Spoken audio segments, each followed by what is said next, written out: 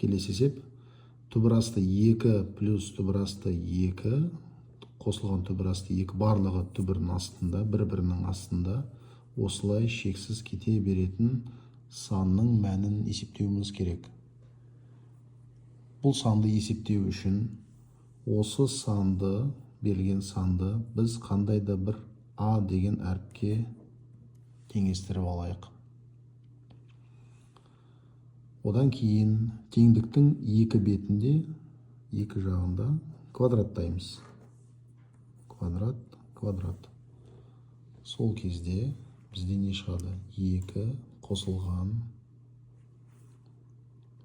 түбір асты 2 қосылған түбір асты 2 қосылған түбір асты 2. Тек қана ең сыртындағы үлкен түбір ғана ашылады, я? Осылай кете береді. Тең болады А квадрат.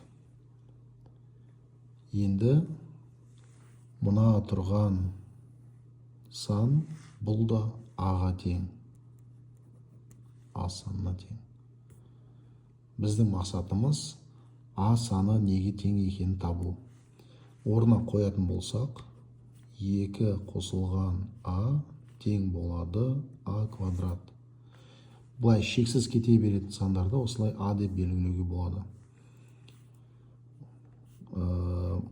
Мына 2 қосылған Аны барлығын бір оң жаққа шығаратын болсақ, онда бізде А квадрат азайту А азайту 2 тең 0 деген квадраттық теңдеу пайда болады. Бұл қарапайым квадраттық теңдеу. Дискриминантпен шығаратын болсақ, 1-дің квадраты азайту 4 көбейтілген минус 2. 1 қосылған 8 тең 9. А1 2 тең болады 1 қосу азайту түбір асты 9 бөлінген 2 көбейту 1. 1 плюс минус 3 бөлінген 2.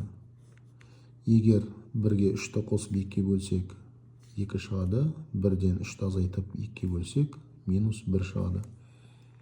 2 жауап шықты. Яғни мына сан осы 2 санның біреуіне тең. Қайсына тең болады?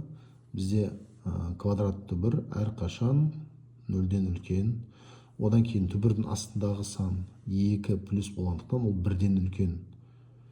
Сондықтан жауабы 2 болады.